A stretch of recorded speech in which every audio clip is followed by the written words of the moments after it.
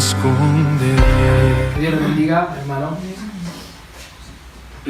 Bueno, sabemos, ¿no?, que las epístolas pastorales son las cartas a Timoteo 1 y 2 y la carta a Tito, ¿no?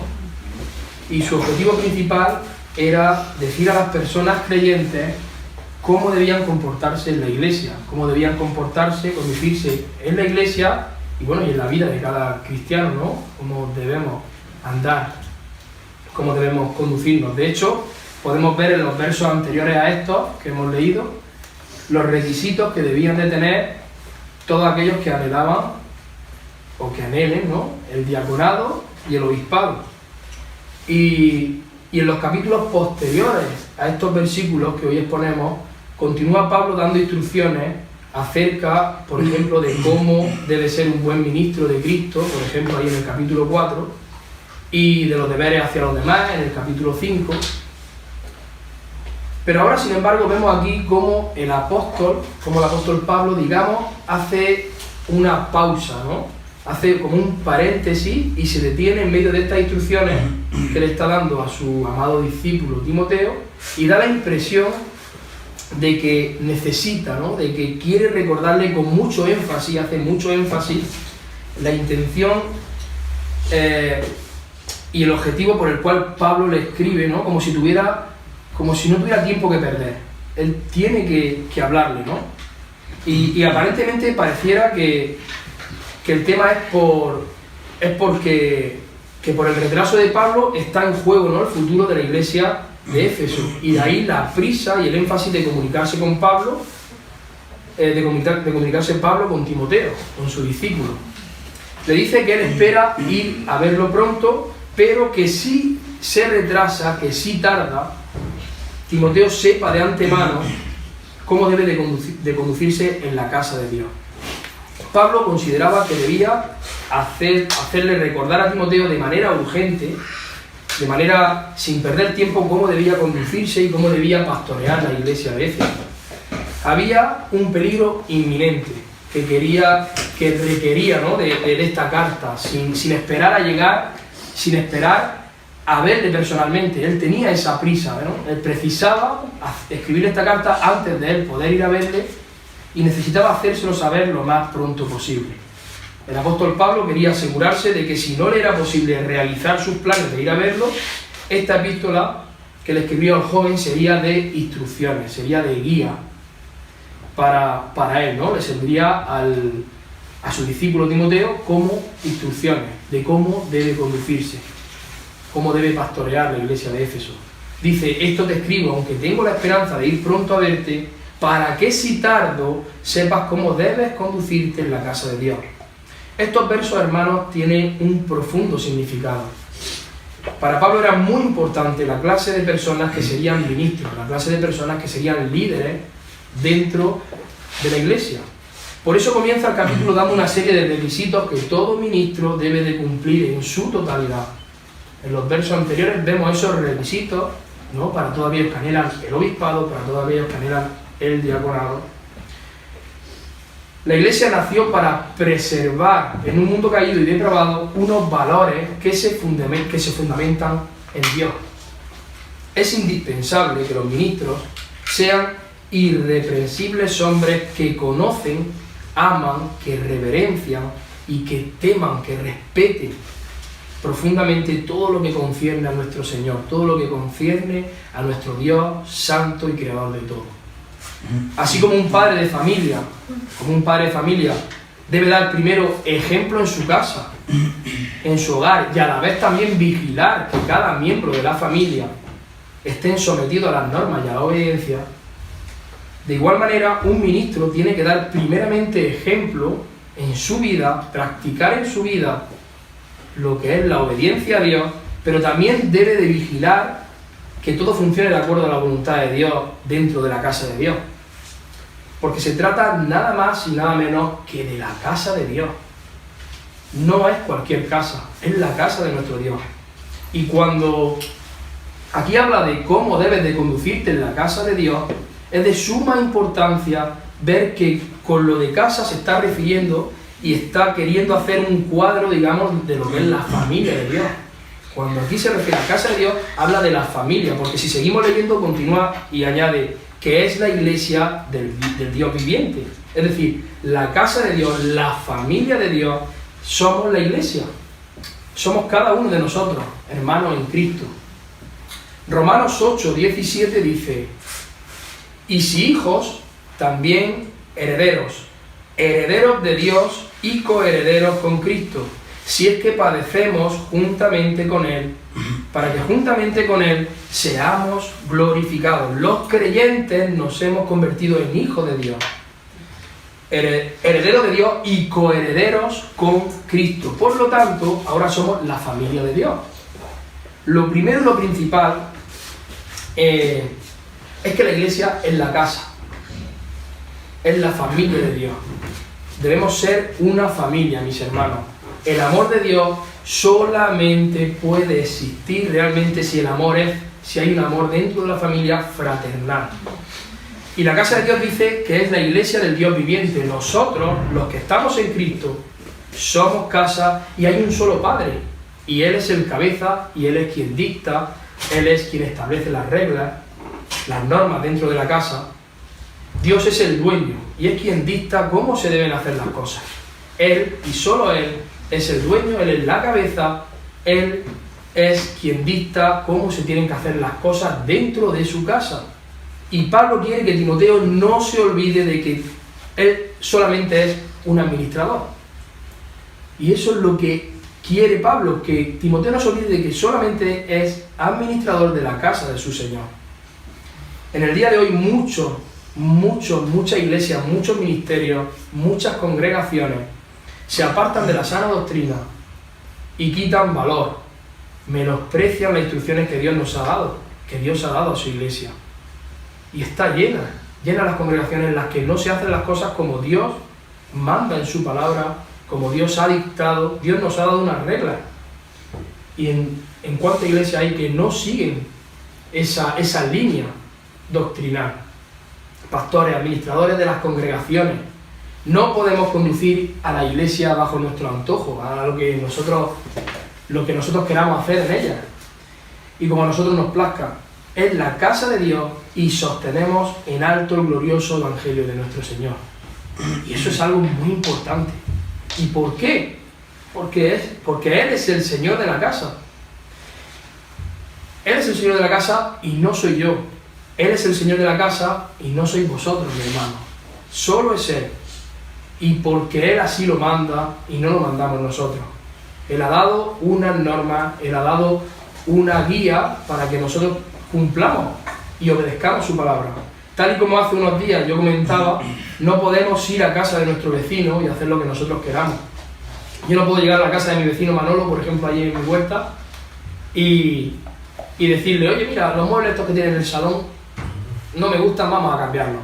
Y esa pared que tiene ahí en el recibidor no me gusta, vamos a cambiar el color, vamos a pintarla, está blanca pero vamos a pintarla azul. No puedo, ¿por qué? Porque es la casa de Manolo, es su casa, no la mía. Pues de la misma manera la iglesia es la casa de Dios y no podemos hacer lo que nosotros queramos, no podemos ir a nuestro antojo y poner el orden que nosotros queramos. Hay un orden establecido y Dios lo ha puesto porque Él es el Padre, Él es el dueño de la casa. Y me gustaría desviarme unos minutos de esta exposición para mostrar una visión más amplia de lo que está ocurriendo en estos postreros días.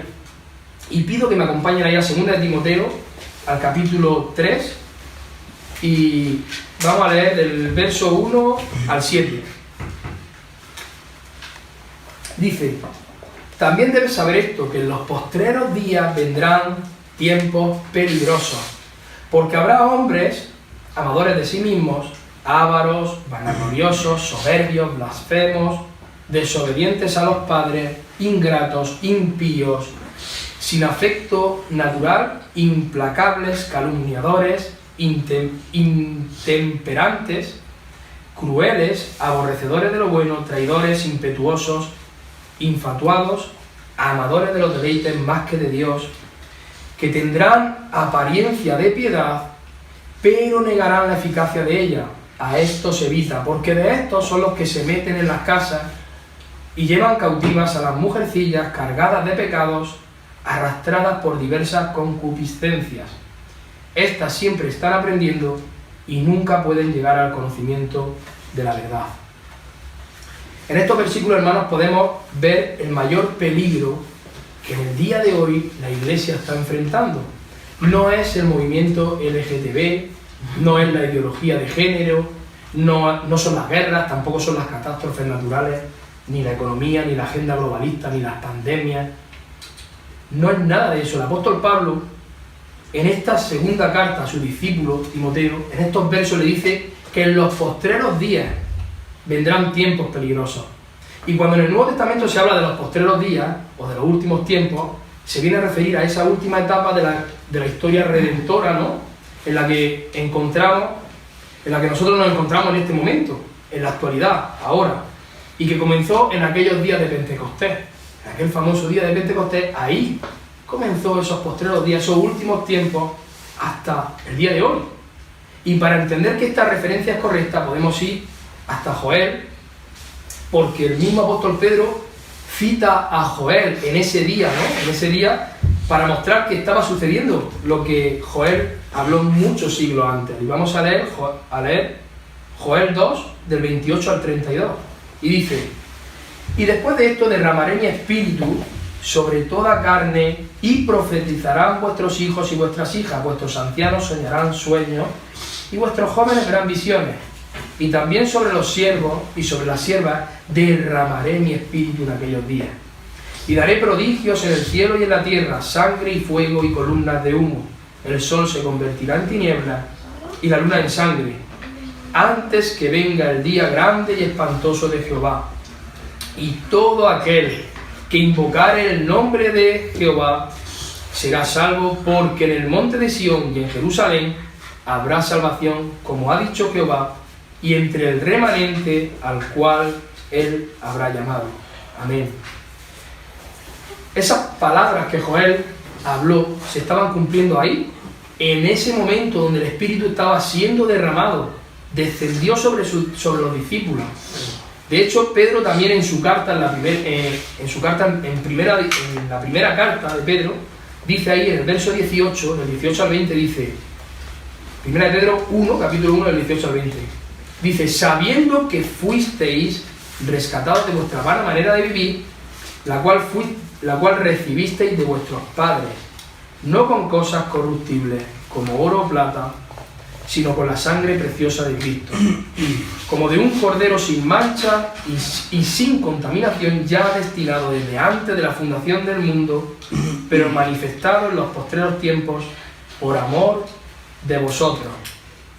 Así que podemos deducir y ver de una manera clara que cuando Pedro escribió esta carta, ya se encontraban en esos postreros días, ya se encontraban en esos últimos tiempos. Y Juan también, Juan en su primera carta y en el capítulo 2 habla acerca de ese último tiempo. Del verso 18 al 19 dice, primera de Juan, capítulo 2, dice: hijitos, ya es el último tiempo, y según vosotros oísteis que el anticristo viene, así ahora han surgido muchos anticristos. Por esto conocemos que es el último tiempo. Salieron de nosotros, pero no eran de nosotros, porque si hubieran sido de nosotros, habrían permanecido con nosotros. Pero salieron para que se manifestase que no todos son de nosotros. Por tanto, cuando Pablo le escribe a Timoteo, debemos de saber que desde Timoteo hasta hoy estamos en esos postreros tiempos, estamos en esos últimos días. Si bien es cierto que conforme se acerque más el día glorioso de nuestro Señor, las cosas van a ir de mal en peor, ¿no? El mal va a ir en aumento y las cosas se van a ir poniendo aún peor. Lo cierto es que ya estamos viviendo ese último tiempo, ya estamos en esos últimos días. Y el mayor peligro que la Iglesia enfrenta no es todo eso que hemos dicho, no es todo lo que está pasando, no es los políticos pegándose y peleándose, no. El peor peligro que enfrenta es el hombre mismo. Hombres amadores de los deleites más que de Dios, con apariencia de hombres piadosos, pero que en realidad aborrecen la verdad. Ávaros, como dice la Escritura, vanagloriosos, soberbios, blasfemos, desobedientes a los padres, ingratos, impíos, crueles, aborrecedores de lo bueno. Ellos son el problema, los hombres. Y estaréis pensando que el mundo está lleno de hombres, que el mundo está lleno, ¿no?, de esta clase de personas con estas características, ¿no? Y sí. De hecho, desde el principio que el hombre fue creado, el hombre está lleno con él, ¿no? El mundo está lleno de personas así.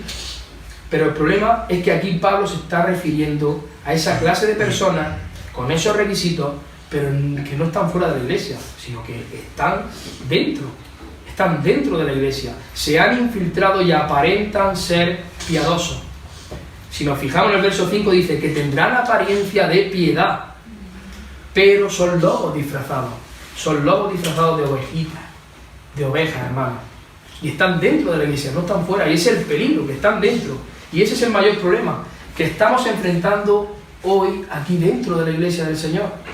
Ese es el mayor peligro, que estamos permitiendo que se metan en la casa de Dios personas así, con esas características, con esa forma de vivir. Son lobos vestidos de ovejas. Y como continúa el verso 6 y 7, dice, llevan cautivas a las mujercillas cargadas de pecado, arrastradas por diversas concupiscencias. Estas siempre, que se me ha ido, estas siempre están aprendiendo y nunca pueden llegar al conocimiento de la verdad. Son personas fácilmente seducidas, personas que son llevadas fácilmente a una multitud de pecados. Y estas personas, estos lobos, ¿no?, que aparentan ser piadosos, son muy peligrosos dentro de la casa de Dios. Porque en el mundo, nosotros los cristianos ya sabemos lo que hay, ya sabemos que hay gente, ¿no?, con estas horrendas características, con esta forma de ser.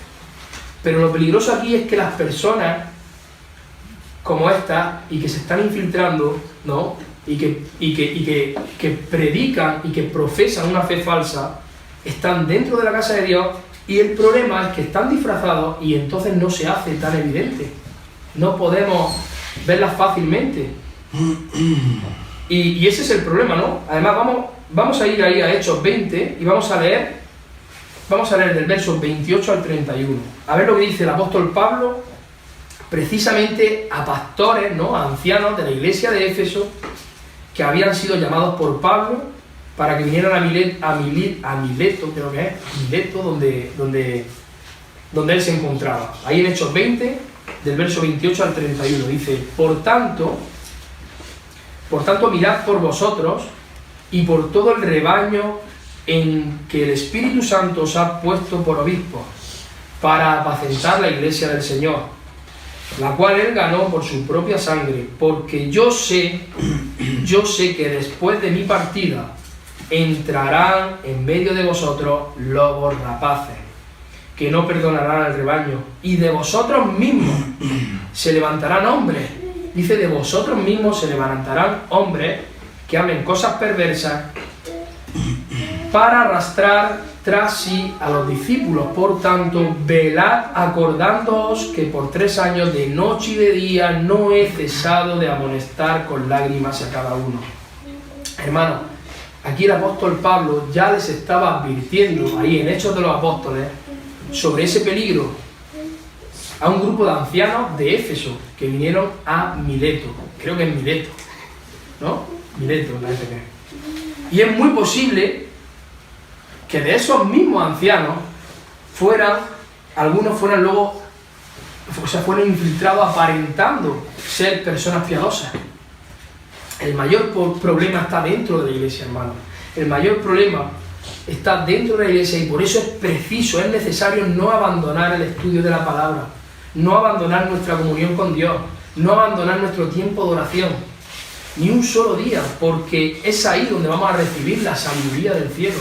Es ahí donde vamos a conocer a nuestro Señor, y ahí es donde vamos a enfrentar y donde vamos a saber descubrir, ¿no?, desenmascarar a toda esa clase de personas en nuestra intimidad con el Señor, pasando tiempo con el Señor, conociendo su palabra. No porque nos hablen los demás, no porque nos cuenten los demás acerca de Dios, vamos a llegar nosotros a ese conocimiento del Señor, vamos a llegar nosotros a estar preparados para enfrentar esta clase de problemas dentro de la iglesia. Tenemos que ser nosotros responsables de conocer al Señor, de conocer su palabra, de conocer sus leyes, de conocer la guía que Él nos ha dejado para conducirnos bien dentro de la casa de Dios. Ahora vamos a regresar, ¿no?, al principio de la predicación y vamos a tomar otra vez esos versículos de 1 de Timoteo 3. Pablo le decía a Timoteo, en el verso 15 le decía: para que si tardo, sepas cómo debes conducirte en la casa de Dios, que es la iglesia del Dios viviente. Y ahora continúa y añade: columna y baluarte de la verdad. Hermanos, somos columna y somos baluarte de la verdad. En esta carta el apóstol Pablo escribe a Timoteo en Éfeso, y para esas personas las columnas eran muy familiares.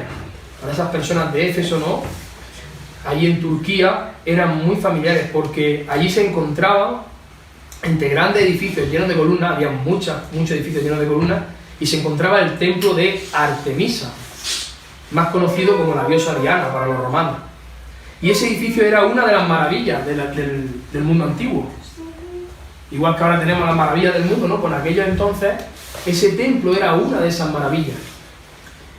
Y contaba con más de 100 impresionantes columnas, que su misión era sostener esa inmensa estructura, ¿no?, ese techo inmenso. Y así como esas columnas sostenían el impresionante techo del templo de la diosa Diana, nosotros, la iglesia del Dios viviente, ahora sostenemos la gloriosa verdad del Evangelio. Somos columnas de la verdad. La misión de la iglesia, mis hermanos, es sostener la palabra de Dios. Es sostener esa verdad del Evangelio. La verdad de la palabra. No solo la proclamamos, sino que también la vivimos. No solo es proclamarla, no solo es predicarla, hay que vivirla, hay que practicarla en nuestra vida.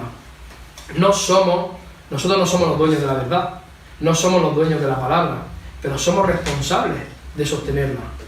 ¿Y cómo la sostenemos? Pues proclamándola y viviéndola. No solo proclamándola, porque hay muchos que solo la proclaman, pero luego miramos sus vidas y no se evidencia que la estén viviendo. Y hay que vivirla conforme a la palabra de Dios. Nosotros somos simples administradores y tenemos que vivirla. Nosotros somos testimonios vivos de esa verdad, de esa palabra. La verdad se sostiene no solamente escuchándola, sino también obedeciéndola. Usándola de manera correcta. No como en muchos lugares se está viendo en los últimos tiempos. Porque están entrando esos lobos, se está permitiendo entrar a esos lobos vestidos de oveja. Guardándola en nuestro corazón, mi hermano. Divulgándola, como dice Mateo: id y haced discípulos a todas las naciones, bautizándolos en el nombre del Padre, del Hijo y del Espíritu Santo, enseñándoles que guarden todas las cosas que os he mandado, demostrando su poder en una vida consagrada. Ahí es donde nosotros mostramos el poder de la palabra de Dios, en nuestra vida consagrada al Señor, en nuestra entrega, en nuestra obediencia a nuestro Padre. Colosenses 3, del verso 12 al versículo 17 dice: vestíos pues como escogidos de Dios, santos y amados, de entrañable misericordia, de benignidad, de humildad, de mansedumbre, de paciencia, soportándoos unos a otros y perdonándoos unos a otros si alguno tuviere queja contra otro. De la manera que Cristo os perdonó, así también hacedlo vosotros. Y sobre todas estas cosas, vestíos de amor, que es el vínculo perfecto. Y la paz de Dios gobierne en vuestros corazones, a la que asimismo fuisteis llamados en un solo cuerpo. Y sed agradecidos. La palabra de Cristo mora en abundancia en vosotros, enseñándoos y exhortándoos unos a otros en toda sabiduría, cantando con gracia en vuestros corazones al Señor, con salmos e himnos y cánticos espirituales. Y todo lo que hacéis, sea de palabra o de hecho, hacedlo todo en el nombre del Señor Jesús, dando gracias a Dios Padre por medio de Él. Amén. Se nos ha regalado un privilegio, hermano, un gran privilegio. Un privilegio que se nos ha dado solamente por gracia. No lo merecíamos. Somos columna de la verdad del Dios viviente, del Dios de todo el universo. Y no solamente se le ha dado ese privilegio a los pastores, a los ancianos, a los líderes. No, a cada cristiano, a cada uno de nosotros se nos ha entregado ese privilegio. Cada uno de nosotros debemos de estar comprometidos con esa verdad. Cada uno de nosotros debemos sostener en alto esa verdad, así como esas columnas que sostenían el templo de la diosa Diana, así nosotros tenemos que sostener la verdad gloriosa de nuestro Señor. Cada uno de nosotros somos columnas que por sí solas y separadas no somos tan efectivas. Si miramos esos templos, en aquel entonces eran columnas y estaban juntitas, todas. Debemos estar unidos como aquellas grandes edificaciones ahí en Éfeso. Columnas que formamos parte de una misma estructura, de un mismo cuerpo y que sostenemos con fuerza, conjuntamente, unidos a esa verdad, hermanos. Y solamente hay una verdad, hermanos, porque lamentablemente creo que todos en algún momento hemos sido culpables de adulterar el mensaje de la verdad con mucha facilidad. Es muy fácil adulterarlo. Y yo creo que prácticamente todos en algún momento hemos llegado a adulterar esa verdad. Y tenemos que ser columnas unidas. ¿Cuántos cristianos hay por ahí que no se congregan? Y dicen, no, yo en mi casa, yo y el Señor solos. No, tenemos que estar unidos para sostener esa verdad. Y nosotros muchas veces cambiamos la forma, ¿no?, en que Dios ha establecido y en que deben hacerse las cosas. Sin darnos cuenta. En muchas congregaciones lo están haciendo y ni siquiera lo saben. Y es por eso que necesitamos pastores. Y necesitamos congregarnos. Y necesitamos pastores, necesitamos ancianos fieles que prediquen fielmente la palabra de Dios. Es necesario, es preciso, hace falta. Y en cambio lo que se ve, ¿no?, en contraste, es cada vez más cómo se violan los mandatos. Es cada vez más cómo se violan esos principios bíblicos acerca del funcionamiento de la Iglesia. Y lo hacen mucho, ¿no? ¿Para qué? Para adaptarlo a los tiempos modernos. Dan un mensaje, ¿no? Un mensaje como más actual, porque parece que el mensaje que realmente es el mensaje, y es la verdad, parece que está pasada de moda. Y como ahora hay otros tiempos, y se busca, ¿no?, hacerlo más atractivo. Vemos como en las congregaciones lo hacen más llamativo, con un mensaje más llamativo, más mundano. Los templos ahora son discotecas. Vemos como en muchas congregaciones los templos son discotecas y los púlpitos son momentos para el show, para entretener a la gente. Hermanos, cuando las iglesias locales se alejan de la verdad de la palabra de Dios, entonces comienzan todas esas prácticas no bíblicas. Comienzan esas herejías, comienza ese desorden dentro de las congregaciones, dentro de la iglesia, dentro de la casa de nuestro Dios. Un baluarte, somos columnas y baluarte de la verdad. Un baluarte, también conocido como bastión, es la parte que sobresale, no sé si lo conocéis, en una fortificación militar, donde, no sé si conocéis el baluarte, ¿no? Que sirve para la defensa de un sitio. Y los baluartes constituyen un punto fuerte para esas defensas, para defenderse de esas tropas enemigas. Y ofrecen, digamos, una visión más privilegiada, porque están, que terminan así en la esquina de las fortalezas, no sé si habéis fijado, ¿no? Y ahí es donde se colocaba, ¿no?, toda la artillería para esa defensa, ¿no?, para defender la fortaleza. Y la iglesia dice que es columna y que es baluarte de la verdad. Hermanos, estamos para defender la verdad también. No solo para nosotros, nosotros la estudiamos, nosotros la llegamos a percibir, la apreciamos, la guardamos en nuestro corazón y ya. No, estamos para defenderla. No tenemos que quedarnos callados, hay mucha gente, a mí me hace mucha gracia, ¿no?, cuando la gente empieza y es desde, no, es que no hay que juzgar, no hay que juzgar, no, es la palabra la que juzga. Y tenemos que defender esa verdad, no podemos callarnos. Porque cuántas almas hay ahí que están siendo confundidas, que están siendo engañadas, y no podemos callarla, no podemos guardarla para nosotros solos. Nosotros tenemos la verdad y hay que defenderla. Estamos para defender la verdad, pero no nuestra verdad, no la que nosotros tenemos por verdad, sino la verdad del dueño de la casa, la verdad de Dios. Él es el dueño, Él es el Padre, y tenemos que defender su verdad. Nosotros somos embajadores de Cristo. Embajadores de Cristo, representamos a Cristo aquí en la tierra, andamos como Él anduvo. y vamos en su nombre. En su nombre, no vamos en nuestro nombre. Porque hay muchos que parece que van en su nombre, en el suyo propio, pero no. Nosotros vamos en el nombre de Cristo y llevamos su mensaje, el suyo, no el nuestro. Hoy en día la Iglesia se ha reducido a charlas motivacionales, a moldear el Evangelio para que a la gente, y no les dice, ¿no? Antes comentábamos, el hermano y yo, estábamos aquí comentando acerca de eso, ¿no? De cómo la gente parece que no les gusta que le hablemos del infierno, parece que no les gusta que le hablemos del pecado. Hay muchas personas que van a la iglesia, cuando ven una iglesia que está hablando mucho de eso, ya parece que ya no les gusta venir a la iglesia. Pero es que es de lo que hay que hablar, porque tenemos que ser confrontados, cada uno de nosotros, no solo el pastor, no solo el anciano, los mismos hermanos, tenemos que ser confrontados con esa verdad. Y la verdad es que somos pecadores hasta la médula, y no vamos a dejar de serlo, hasta que nuestro Señor venga en gloria a por su iglesia. Nos van a injuriar, nos van a rechazar, nos van a insultar, nos van a tratar de locos.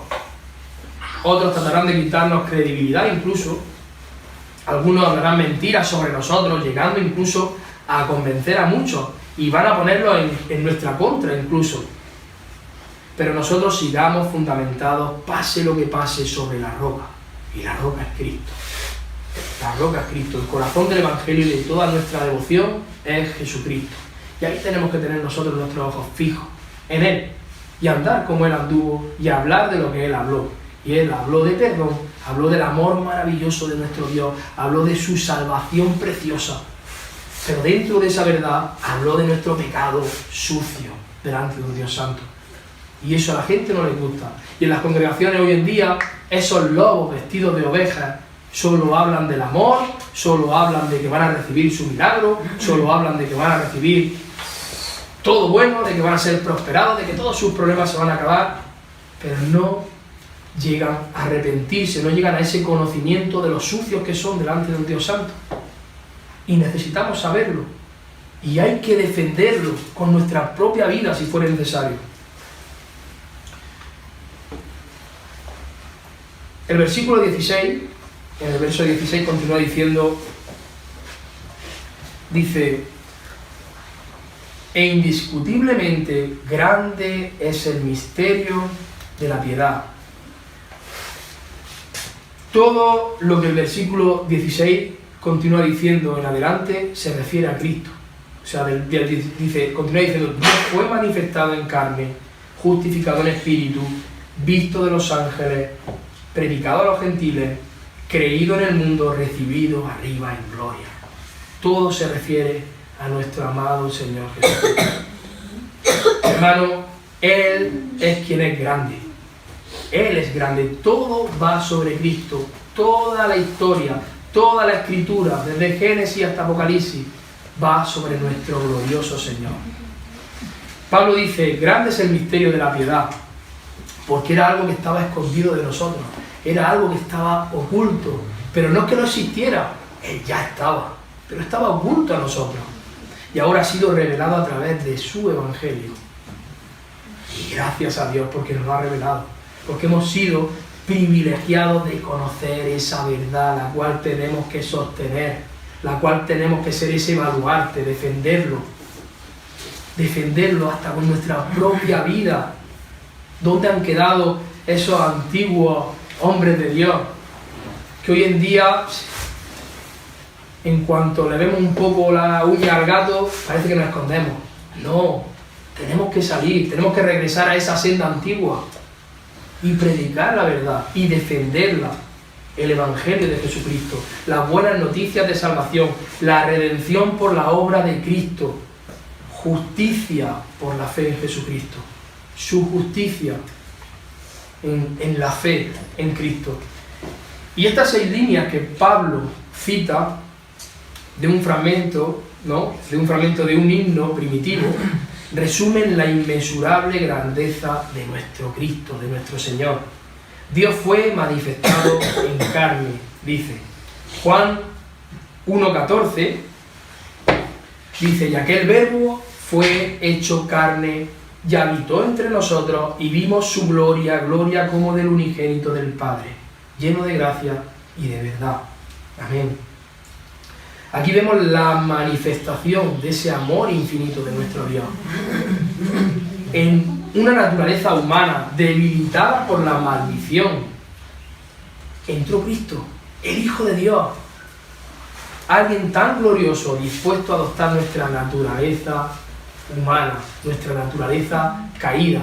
Dejó su trono, dejó toda la gloria de estar ahí con el Padre para venir aquí y entrar en un cuerpo como nosotros. Vivir como un ser humano normal y corriente. Y cuando Él dijo que era Hijo de Dios, entonces sus enemigos, ¿qué hicieron? Acusarlo de blasfemia y lo condenaron a muerte. Ahí se muestra esa manifestación de ese amor infinito de Dios por cada uno de nosotros, hermanos, que hemos tenido ese privilegio de conocerlo, ese privilegio de recibir la verdad. Ahora tenemos que atesorarla, porque es un tesoro hermoso que nos ha entregado el Señor para administrarlo, para guardarlo y para llevarlo, porque hay que llevarlo, no tenemos que dejárnoslo nosotros escondidos. Justificado en el Espíritu, cuando Dios resucitó a Jesús de entre los muertos, entonces ahí fue justificado. Su resurrección probó que no era un blasfemo, como habían dicho sus acusadores, y lo condenaron y lo mataron. Eso es la misma resurrección es lo que probó, porque después lo vieron muchas personas. Tal y como decía, Él era el Hijo de Dios. Visto de los ángeles. Los ángeles le dieron la bienvenida al volver al cielo. Mientras los ojos de los hombres estaban empañados, ¿no?, por la poca fe, los ángeles lo vieron claramente y lo reconocieron como su glorioso Señor cuando llegó allí, al cielo, predicado a los gentiles. Él mismo, antes de ascender al cielo, Él proclamó la gran comisión, ir y hacer discípulos a todas las naciones. Él mismo fue quien nos mandó a esa gran comisión. Y nosotros tenemos que obedecerlo, nosotros tenemos que llevar el Evangelio a los gentiles. Nosotros éramos gentiles, nosotros antes no creíamos. ¿Y cómo ha venido nuestra fe? Por el oír la palabra de Dios. Por eso debemos escuchar la palabra, debemos predicar la palabra de Dios para que otros la oigan, porque a nuestro Dios le ha placido hacerlo así, por la locura de la predicación. Pero no solo el que está en el púlpito, cada uno de nosotros tenemos que hablar del Señor Jesucristo, no tenemos que avergonzarnos. Hay que llevar el Evangelio, porque es lo único que importa. Nosotros sabemos que el sentido de la vida es predicar a Cristo y que otros lo conozcan. Creído en el mundo, el resultado de esa gran comisión, de ese mandato de nuestro Dios, en Hechos 1:15 podemos ver que en aquella reunión de Hechos de los Apóstoles, solamente dice la palabra que eran como 120 personas, como 120, y ahora las buenas nuevas de Cristo se han expandido por todo el mundo. ¿Cuántos somos aquí? ¿Cuántos son en otras congregaciones? Y empezamos 120. Eran 120 nada más, y mira si se ha expandido, y nosotros tenemos que seguir expandiéndolo. Y más ahora, en los últimos tiempos, que muchos, dice la palabra, que apostatarán de la fe, que muchos se meterán pareciendo ser piadosos. Ahora es importante defender y sostener en lo alto esa verdad. Recibido arriba en gloria. La historia de Jesús empieza en el cielo y acaba en el cielo. Empieza en gloria y acaba en gloria. Cuando aún se suponía que, cuando lo crucificaron, ¿no?, y se pensaba, incluso los mismos discípulos pensaban que todo se había terminado, que de qué había servido todo, Él ascendió en gloria. Y eso es maravilloso. Eso es maravilloso. Cuando todavía escuchaban los ecos de crucifícalo, crucifícalo, los cielos abrieron sus puertas para recibir victorioso al Rey de la Gloria, para recibir victorioso al digno, al que es digno, al Cordero. Y eso es algo glorioso. Y cuando lo veamos regresar, va a regresar en gloria. Y toda rodilla se doblará y confesará que Jesucristo es el Señor. Qué gloriosa revelación, mi hermano. Somos la iglesia del Dios vivo y somos columna y somos baluarte de esa revelación, de esa verdad, hermano. Debemos de conducirnos de acuerdo con la voluntad de Dios, haciendo las cosas como Él quiere que se hagan, no como nosotros, como Él quiere que se hagan. No solamente debemos vivir esta verdad de manera individual, como muchos lamentablemente hacen, sino principalmente como la iglesia de Cristo que somos. Somos su cuerpo y debemos estar nutridos de su palabra. Debemos nutrirnos de su palabra. Hay que llenarse de su palabra. Sostenemos bien alto la verdad y no podemos permitir que los lobos entren en la casa de Dios. No podemos permitirlo, tenemos que defenderla. Proclamemos la verdad con valor, proclamemos la verdad con integridad y con firmeza, sin diluir el mensaje. Hagamos las cosas no como bien nos parece a nosotros, para que la gente, para llenar nuestra iglesia, no, sino como Dios dice que quiere que se hagan las cosas. Y es proclamando toda la verdad, no dando una verdad media. Tenemos que darla toda, porque de esa forma es como van a llegar, porque al final no somos nosotros. ¿Qué dice la palabra? Que nosotros, o sea, es Dios quien va a ir añadiendo a los que han de ser salvos. Nosotros lo único que tenemos que hacer es administrar bien esa verdad, no adulterarla, no añadirle, no quitarle, sino administrarla y proclamarla y vivirla y ser ejemplo y vigilar también las congregaciones. Cada uno de nosotros, no solo tiene que ser el pastor el que vigile, los mismos hermanos tienen que vigilar porque esa verdad sea sostenida y sea defendida. Es una gran responsabilidad, para lo cual es necesario tomar en serio la palabra de Dios. No podemos tomarla a la ligera. La manera de hacer las cosas dentro de la iglesia de Dios viviente tienen que ser como Dios nos ha mandado hacerlas. No es para tomarlo en broma y a la ligera, mi hermano. Debemos de estar alerta, siempre. No podemos descuidarnos, sosteniendo y defendiendo esa verdad, cuidando la iglesia de todos esos lobos y de todos esos falsos maestros. No dejando que entren en casa, porque hoy día llegan al liderazgo personas que son así, con todos esos requisitos que hemos estado viendo. Y ese es el problema, que se dejan entrar en la iglesia y llegan a liderar esas congregaciones. Entran personas que son dictadores, que son engañadores, que terminan haciéndole mucho daño a las ovejas. Porque abusan de su posición, abusan de ese liderazgo, parecen que son intocables. Y ese es el problema. Pero ¿quién tiene la culpa? La iglesia, que permite que lleguen a esos puestos, digamos, de liderazgo, ¿no? A esos puestos que no hay quien les sople. Y luego se hacen, luego con su congregación, y ya es muy difícil sacarlos de ahí. Abusan de su autoridad y nadie puede hacerles la contra. En la iglesia nadie es intocable, hermano, nadie. En la iglesia estamos ahí para eso, para defender esa verdad, y ni nadie está libre de equivocarse, ni siquiera el pastor, ni nadie está libre de pecar. De hecho, si recordamos los sermones que el pastor Eduardo hablaba, ¿no? Cuando nos hablaba de Gálatas, que exponía esa carta, ¿no? Cuando Pedro se comportó como un hipócrita, recordemos, ¿no? Se comportaba ahí en la iglesia de Antioquía, y el apóstol Pablo lo reprendió públicamente al apóstol Pedro. Si Pedro fue reprendido, dime tú a mí, ¿quién de nosotros no puede ser reprendido? ¿Y quién de nosotros está libre de pecar? ¿Y quién de nosotros es inmune? Nadie tiene que ser inmune. Y lamentablemente en las iglesias hoy en día hay personas que son inmunes. ¿Por qué? Porque están ellos ahí arriba y no se han hecho las cosas como Dios quiere que se hagan. No se han hecho las cosas apelando a 1 Timoteo capítulo 3, a donde habla acerca de esos requisitos que tiene que cumplir todo maestro. ¿Y quién tiene la culpa? La Iglesia, porque ha permitido eso.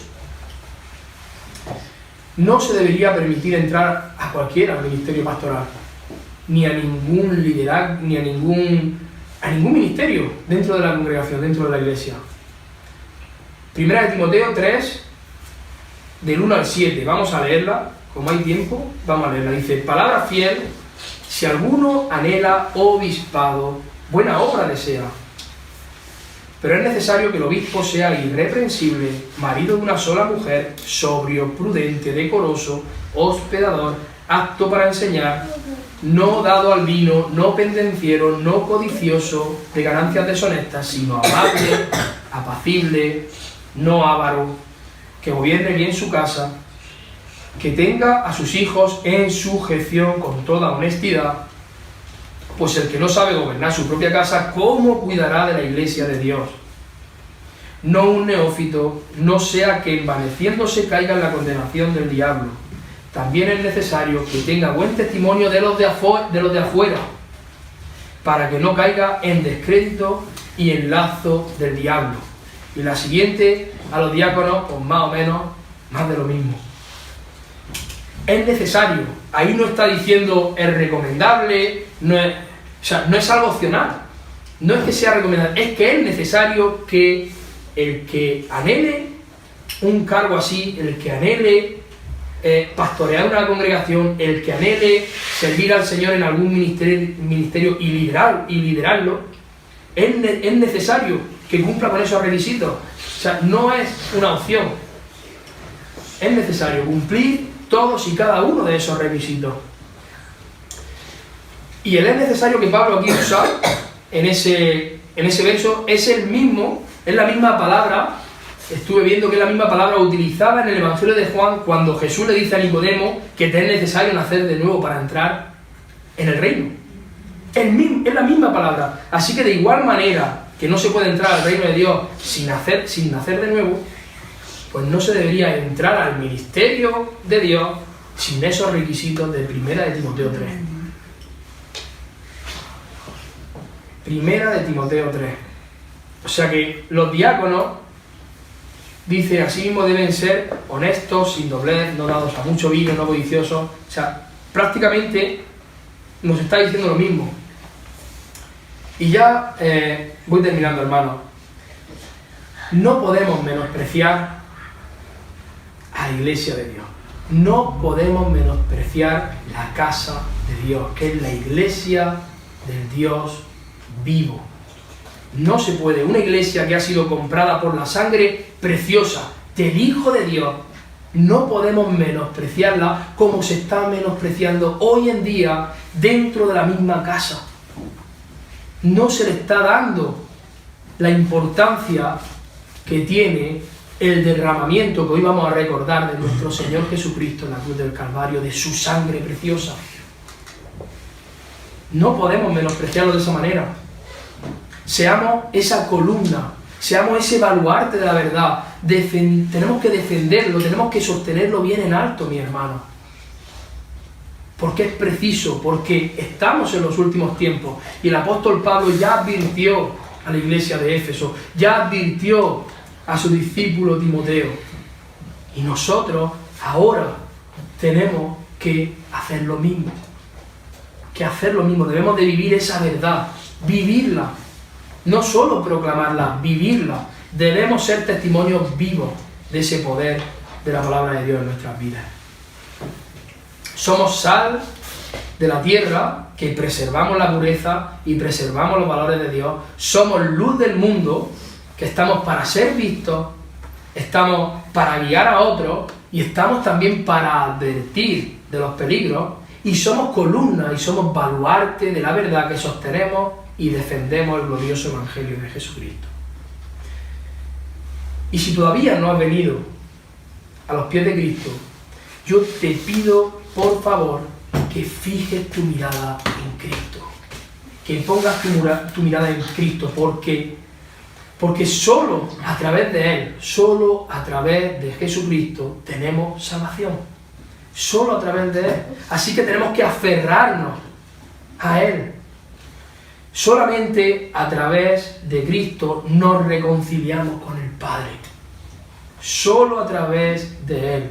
No a través de los santos, no a través de la Virgen, no a través de 1000 historias más, no a través de otras religiones, como también se dice, no, mientras tú estés en paz y estés bien y seas bueno, chimpum, no te preocupes que tú vas al cielo. No, solamente es a través de Cristo que somos reconciliados con el Padre, con el Creador de todo, con nuestro Padre eterno. Solo hay esperanza en Jesucristo, solamente en Él. La única manera de poder llevar las aflicciones de esta vida, la única manera de poder llevar los problemas, la única manera de poder llevar las pérdidas en esta vida es a través de Jesucristo. Necesitas a Cristo si todavía no lo tienes en tu vida. Lo necesitas, como todos lo necesitan. Todo lo que tienes no importa. Todo lo que tengas, da igual lo que tengas. Tengas una buena carrera, tengas un buen sueldo, tengas una buena casa, tengas lo que tengas, no importa absolutamente nada. Porque el día que Cristo venga en gloria, el día que Cristo venga y haya un juicio, lo único que te va a servir es tener a Cristo contigo, como abogado. En ese juicio lo único que tendrás es a Cristo, y si no lo tienes, estás perdido. ¿De qué te sirve tener un carro, tener, como decir, me va a salir la palabra carro, tener un carro, tener una bicicleta, tener lo que sea, tener todo el oro del mundo? Eso es bueno, porque me estoy juntando mucho con gente, con lo bueno, con los que hablan bien. No, pero, hermano, amigo, necesitas a Cristo en tu vida. Porque ninguno tenemos la vida comprada. Ninguno tenemos la vida comprada. Ninguno estamos libres de salir ahora y que se nos acabe la vida. Y tenemos esperanza mientras estamos vivos. Después ya hay juicio. Para todos. Para todos. ¿Y cuántas personas hay menospreciando eso? Menospreciando su vida. Derrochando su tiempo en cosas que se van a terminar. Porque todo se va a terminar. Vamos a